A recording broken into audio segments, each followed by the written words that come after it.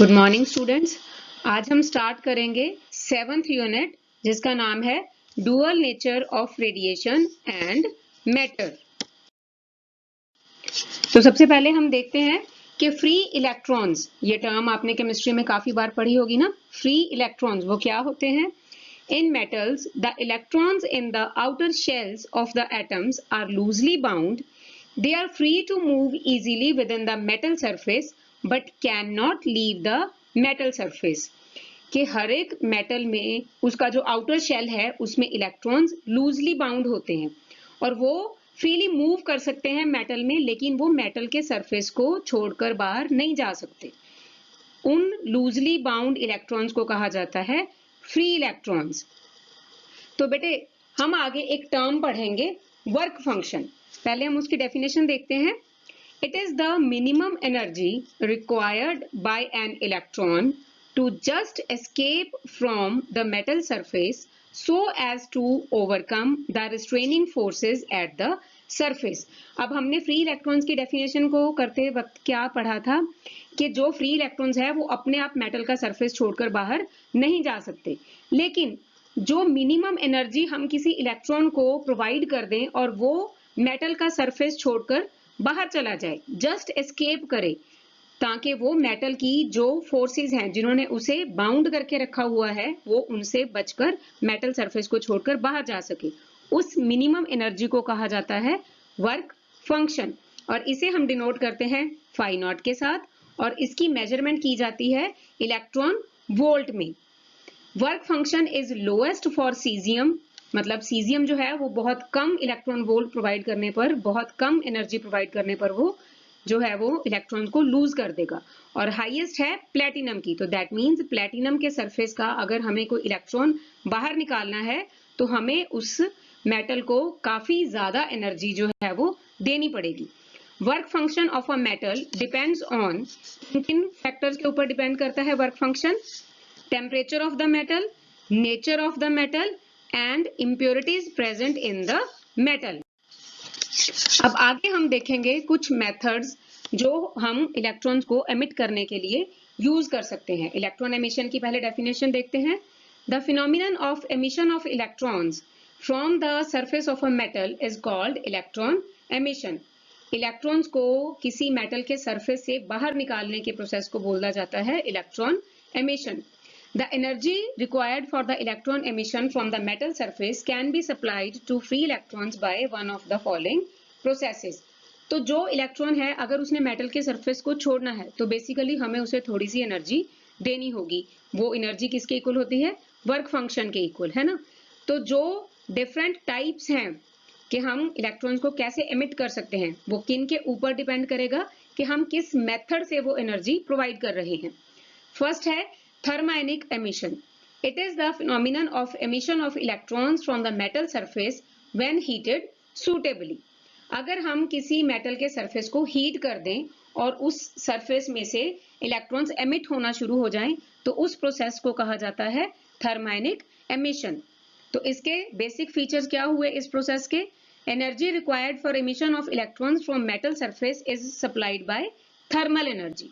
तो इलेक्ट्रॉन्स को एमिट करने के लिए जो एनर्जी सप्लाई की गई वो होगी थर्मल एनर्जी, और जो इलेक्ट्रॉन्स एमिट होकर बाहर आएंगे उन्हें कहा जाएगा थर्मल इलेक्ट्रॉन्स या फिर थर्मायंस।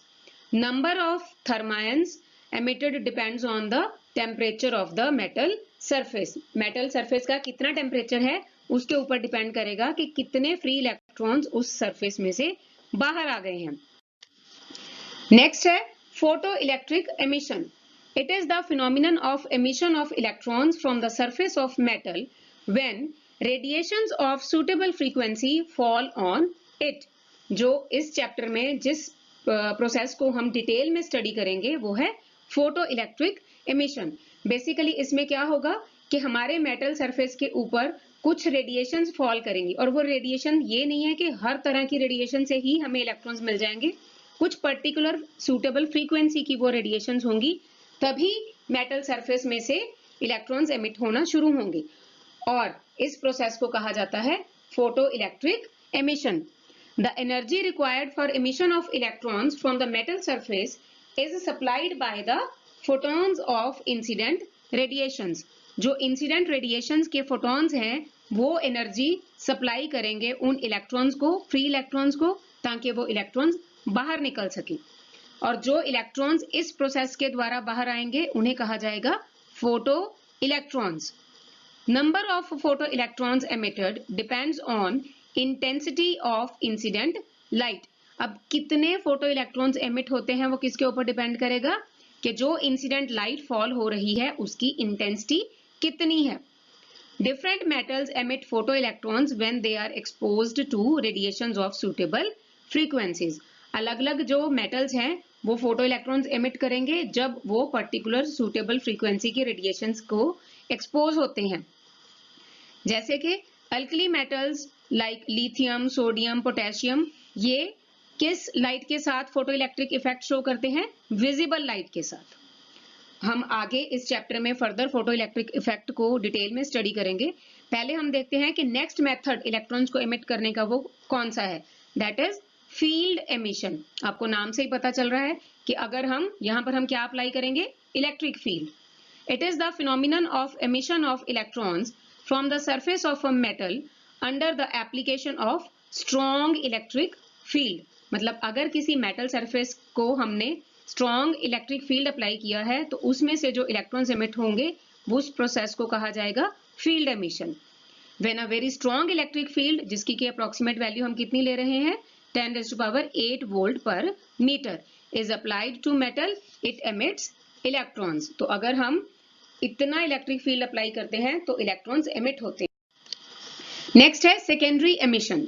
सेकेंडरी इमिशन, आपको नाम से थोड़ा सा हिंट मिल रहा होगा यहाँ पर भी कि यहाँ क्या होगा कि कुछ इलेक्ट्रॉन्स फॉल करेंगे और वो इलेक्ट्रॉन्स जिन्हें हम प्राइमरी इलेक्ट्रॉन्स कहेंगे वो एनर्जी सप्लाई करेंगे फ्री इलेक्ट्रॉन्स को और वो एमिट हो जाएंगे, वो सरफेस को छोड़ देंगे। It is the phenomenon of emission of electrons from the surface of metal in large number when fast moving electrons strike the metal surface. तो जब काफी फास्ट मूविंग इलेक्ट्रॉन्स फॉल करते हैं किसी मेटल सरफेस के ऊपर और उसकी वजह से इलेक्ट्रॉन्स एमिट होना शुरू हो जाएं तो उस प्रोसेस को कहा जाता है सेकेंडरी एमिशन। और यहाँ पर जो इलेक्ट्रॉन्स एमिट होंगे मेटल सरफेस में से उन्हें कहा जाएगा सेकेंडरी इलेक्ट्रॉन्स। बेटे हमने स्टडी कर लिए हैं इलेक्ट्रॉन एमिशन के डिफरेंट मेथड्स। अब हम स्टडी करेंगे कुछ एक्सपेरिमेंट्स जो फोटो इलेक्ट्रिक एमिशन की डिस्कवरी को लीड करते हैं। हम स्टडी करेंगे हर्ट्ज, हॉलवॉच और लिनार्ड के एक्सपेरिमेंट्स को। सबसे पहले देखते हैं हर्ट्ज की ऑब्जर्वेशंस क्या थी। बेटे फोटो इलेक्ट्रिक एमिशन को डिस्कवर किया था हर्ट्ज ने 1887 के अंदर और उसने अपने एक्सपेरिमेंट में एक वायर ली थी। ये जो वायर आपको डायग्राम में नजर आ रही है इसको उसने बेंड करके सर्कल की फॉर्म दे दी थी, लेकिन उसने पूरा सर्कल नहीं बनाया था, इसका कुछ गैप छोड़ा था और सर्कल के दोनों जो एंड्स हैं वहां पर उसने लगा दिए थे दो मेटल के spheres S1 dash and S2 dash. और जो इलेक्ट्रोमैग्नेटिक रेडिएशंस उसने इस एक्सपेरिमेंट में यूज करनी थी उसे प्रोड्यूस करने के लिए उसने यूज की थी ये इंडक्शन कॉइल और साथ ही उसने लगाई थी दो प्लेट्स मेटल की P1 एंड P2 और इसके साथ लगाए थे दो मेटल के स्फीयर्स S1 और S2। तो एक्सपेरिमेंट में ऑब्जर्व क्या किया गया कि जैसे ही इलेक्ट्रोमैग्नेटिक रेडिएशंस इस डिटेक्टर के ऊपर फॉल करती हैं तो एज अ रिजल्ट ये जो गैप है S1 डैश और S2 डैश के बीच में यहाँ पर पोटेंशियल डिफरेंस इंड्यूस हो गया था। पोटेंशियल डिफरेंस इंड्यूस होने के बाद हर्ट्ज ने फर्दर क्या ऑब्जर्व किया कि जब अल्ट्रावायलेट लाइट फॉल करवाई गई डिटेक्टर के ऊपर तो उस डिटेक्टर के अक्रॉस हाई वोल्टेज स्पार्क्स जो हैं वो देखे गए। तो इससे उसने कंक्लूड किया कि ये जो लाइट थी अल्ट्रावायलेट लाइट इसने कुछ इलेक्ट्रॉन्स को हेल्प की मेटल स्फीयर्स से बाहर निकलने में। और उसने इस फिनोमिनन को एक्सप्लेन किस तरह से किया कि जब कोई सूटेबल रेडिएशन किसी मेटल सरफेस के ऊपर फॉल करती है तो जो इलेक्ट्रॉन्स नियर द सरफेस पड़े होते हैं वो इनफ एनर्जी अब्सॉर्ब कर लेते हैं और ये एनर्जी उन्हें हेल्प करती है पॉजिटिव आयन की अट्रैक्शन से बचकर मेटल के सरफेस को छोड़ के बाहर निकलने में। क्योंकि जब कोई लाइट फॉल नहीं कर रही थी तो जो इलेक्ट्रॉन्स हैं वो पॉजिटिव आयंस की अट्रैक्शन को ओवरकम नहीं कर पा रहे थे, लेकिन जैसे ही कोई लाइट फॉल हुई तो इलेक्ट्रॉन्स ने इनफ एनर्जी अब्सॉर्ब की और एज अ रिजल्ट वो पॉजिटिव आयन की अट्रैक्शन को ओवरकम करने के बाद मेटल के सरफेस से बाहर निकल गए।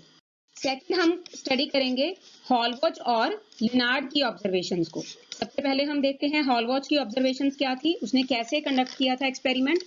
बेटे उसने अपने एक्सपेरिमेंट में लिया था एक गोल्ड लीफ इलेक्ट्रोस्कोप और उसके साथ कनेक्ट किया था नेगेटिवली चार्ज्ड जिंक प्लेट को।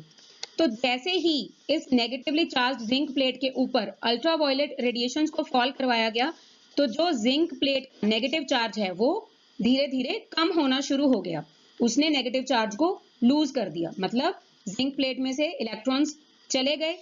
और फिर उसके बाद अगर हम नेगेटिवली चार्ज की जगह पर अनचार्ज जिंक प्लेट लेते हैं और उसके ऊपर अल्ट्रावायलेट रेडिएशंस को फॉल करवाते हैं, तो फिर भी वो इलेक्ट्रॉन्स को रिलीज करेगी वो प्लेट, और एज अ रिजल्ट उसके ऊपर आ जाएगा पॉजिटिव चार्ज।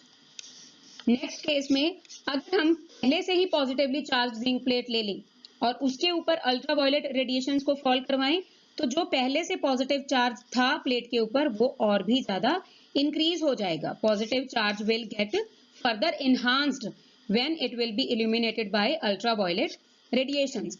तो इससे हॉलवॉच ने क्या देखा कि जो अल्ट्रावायलेट रेडिएशंस जिंक प्लेट के ऊपर फॉल कर रही हैं वो जिंक प्लेट में से नेगेटिवली चार्ज्ड पार्टिकल को बाहर निकाल रही हैं।